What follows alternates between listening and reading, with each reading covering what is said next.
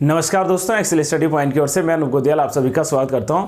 तो जी हां दोस्तों, आज हम लोग बात करेंगे विश्व या अंतर्राष्ट्रीय जैव संरक्षण दिवस के रूप में। अभी हाल ही में यूनेस्को के द्वारा ये अनाउंसमेंट किया गया है कि प्रत्येक वर्ष 3 नवंबर को इंटरनेशनली बायोस्फीयर रिजर्व डे मनाया जाएगा, ताकि पूरे देश भर में, पूरे विश्व भर में जितने भी जैव संरक्षित क्षेत्र हैं उनका संरक्षण किया जा सके, उनको प्रोटेक्ट किया जा सके।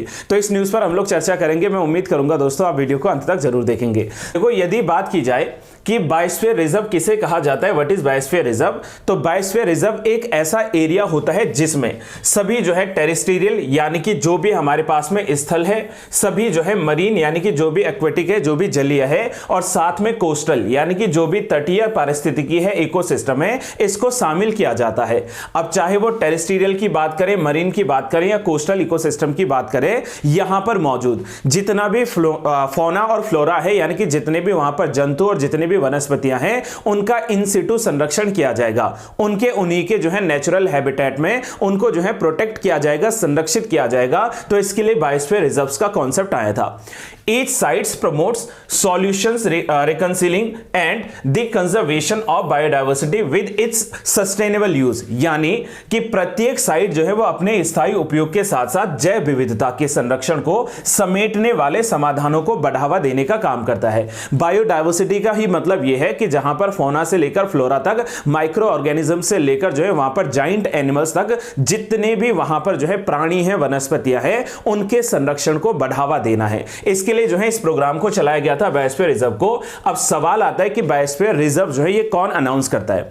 देखिए, प्रत्येक देश की जो सरकारें हैं, जो सेंट्रल गवर्नमेंट है, वो किसी भी स्टेट गवर्नमेंट के साथ, लेट्स सपोज कि उत्तराखंड का कोई प्लेस है, जैसे नंदा देवी बायोस्फीयर रिजर्व्स की हम लोग बात करें, तो सेंट्रल गवर्नमेंट ने इसको भेजा होगा यूनेस्को को, लेकिन इसमें जो फाइनल अप्रूवल या फाइनल जो डिसीजन था वो उत्तराखंड गवर्नमेंट का था। तो यानी कि देशों की सरकारों के द्वारा जो यूनेस्को है, इस यूनेस्को को प्रपोजल्स भेजे जाते हैं कि आप इस साइट को जो है अपने मैप प्रोग्राम के तहत, यानी कि man and biosphere reserve programme जो है, जो मैप है, इसके अनुसार क्या करते हैं, आप जो है उनको साइट्स को जो है रिकॉग्निशन देते हैं, एज अ बायोस्फीयर रिजर्व्स की बात करते हैं। तो यदि हम बात करें तो biosphere reserves are site established by the countries and recognised under the UNESCO's man and biosphere reserve programme, यानी कि जो मैप प्रोग्राम है, क्यों, टू प्रमोट सस्टेनेबल डेवलपमेंट, यानी कि सतत विकास को बढ़ावा देना है, प्रमोट करना है, based on the local community efforts and the sound science, यानी कि वहां पर जो स्थानीय लोग हैं,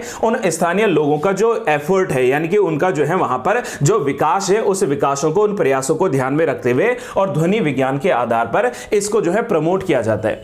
देखो, सस्टेनेबल डेवलपमेंट की बात करें, देखो डेवलपमेंट होना जायज है, लेकिन अगर मान लीजिए कि हम लोग विकास कर रहे हैं और उस विकास के कारण हमारा वातावरण, हमारा एनवायरमेंट जो है ये पॉल्यूट हो रहा है, ये एनवायरमेंट को हार्म पहुंच रहा है, तो ये कोई जो है विकास नहीं है, बल्कि विकास होना चाहिए जो सतत हो, यानी कि सस्टेनेबल हो, विच मींस कि आने वाली जो भावी पीढ़ी है उसके लिए भी हमारे पास में रिसोर्सेज बने रहें और हम ऐसा विकास करें जो कि नेक्स्ट जनरेशन के भी जो है काम आए, नेक्स्ट जनरेशन को भी जो है पूरा फायदा मिले रिसोर्सेज का। तो ये हमारे पास में सस्टेनेबल डेवलपमेंट को बढ़ावा देने की एक स्कीम है जिसमें बायोस्फीयर रिजर्व्स को अनाउंस किया जाता है।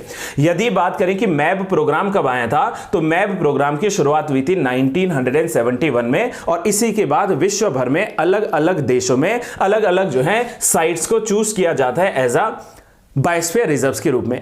अब यदि बात की जाए कि ये जो बायोस्फीयर रिजर्व्स बनाए जाते हैं, इसका ऑब्जेक्टिव क्या है, उद्देश्य क्या है, तो इसका मेन उद्देश्य होता है कि जीवन के सभी स्वरूपों को, जीवन के जो भी आयाम हैं, जो भी रूप हैं, उनके साथ साथ इनकी समर्थन प्रणाली को तथा इसकी समग्रता में संरक्षित करना है, और ताकि यह प्राकृतिक पारिस्थितिकी तंत्र में परिवर्तनों की निगरानी और मूल्यांकन के लिए एक जो है रेफरल प्रणाली के रूप में कारगर साबित हो या काम कर सके।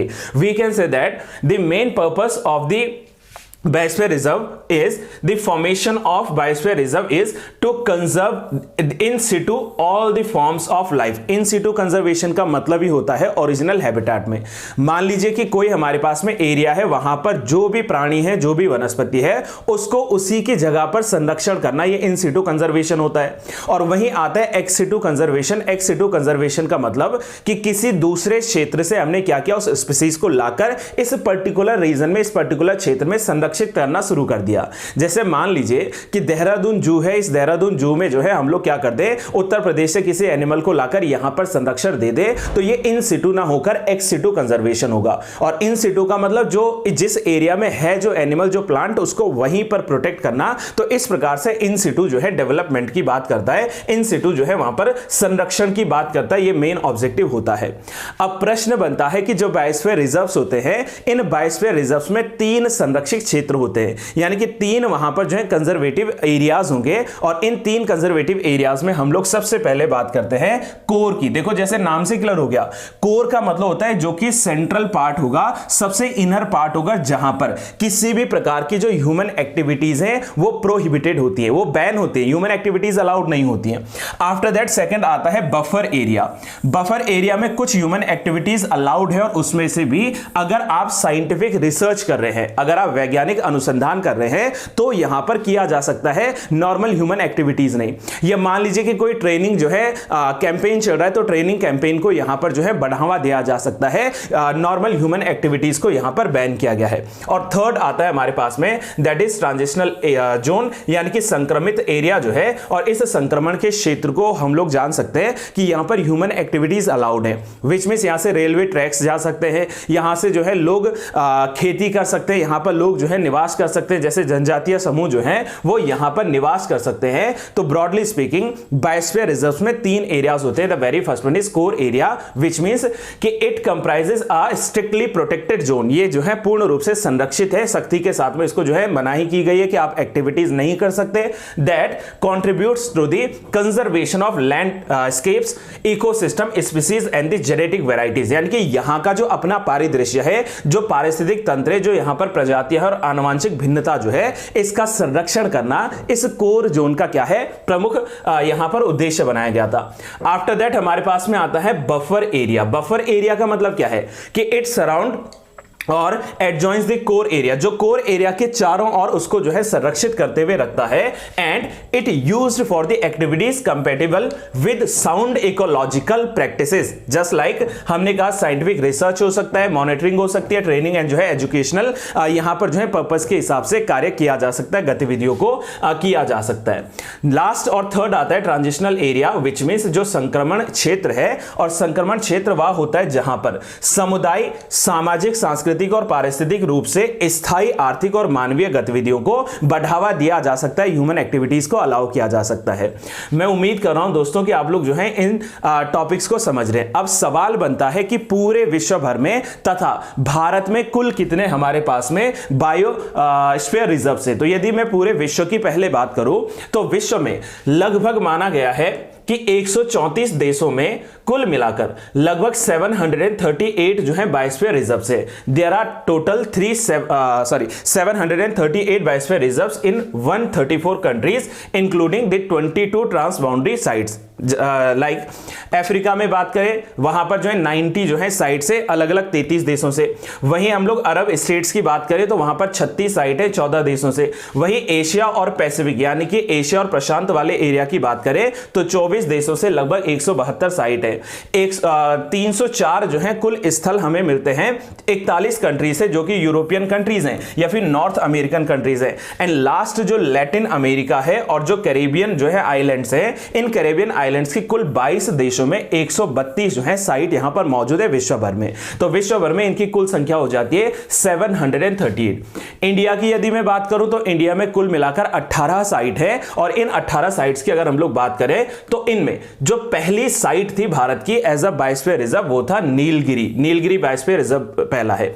सबसे लार्जेस्ट हम लोग बात करें तो कच्छ जो बायोस्फीयर रिजर्व है, सबसे बड़ा बायोस्फीयर रिजर्व है भारत का, और सबसे छोटा जो बायोस्फीयर रिजर्व है वो है डिब्रू सिखोवा। तो इन सबको हम लोग जान सकते हैं। 18 की जो ये लिस्ट है ये आपके सामने स्क्रीन पर मैंने शो किया है। यदि मैं इसके नाम को बताऊं तो आता है इसमें नीलगिरी उत्तराखंड का एकमात्र जो है नंदा देवी, देन जो है Nokrek, great Nicobar, gulf of Mannar, Manas, Sundarban, Simlipal, Dibru Saikhowa, Dehang Dibang, Pachmarhi, ठीक है, साथ में Kanchenjunga, this is the most important one, ठीक है, अगस्त मलाई, फिर इसी में आता है अचनाकमर जो है अचनाकमर, अमरकंटक जो है ये इसमें आता है। आफ्टर दैट जो है इसी पे आता है Kutch, cold desert of Himachal Pradesh, this is again important, ठीक है। यहीं पर आता है शीश महल, शीश आंचल, जो वहां पर क्या है हिल्स है, और साथ में जो है पन्ना, जो है इस पन्ना जो है बायोस्फीयर रिजर्व्स को भी इसमें ऐड किया गया है। तो कुल मिलाकर यदि मैं बात करूं तो ये वो पूरी लिस्ट है जिसमें 18 के 18 बायोस्फीयर रिजर्व्स के नेम्स दिए गए हैं, और साथ में इन्होंने जो है कितना डेट ऑफ नोटिफिकेशन क्या था, ये कब बने थे, टोटल एरिया कितना है, और ये कहां कहां पर लोकेट है, यानी कि इनका जो है स्टेट कौन सा है और किन किन एरियाज तक ये फैले हुए हैं। Sorry, this is the complete list of biosphere reserves. So I really hope guys कि आपको जो है यहां तक की सारी बातें समझ में आ गई हों, और अगर आपको ये वीडियो पसंद आती है तो आप वीडियो को लाइक जरूर कीजिए, अपने फ्रेंड्स के साथ शेयर जरूर करना, और अगर आप लोग चैनल से जुड़े तो चैनल को सब्सक्राइब करना ना भूलें। Till then have a good day to all, thank you so much.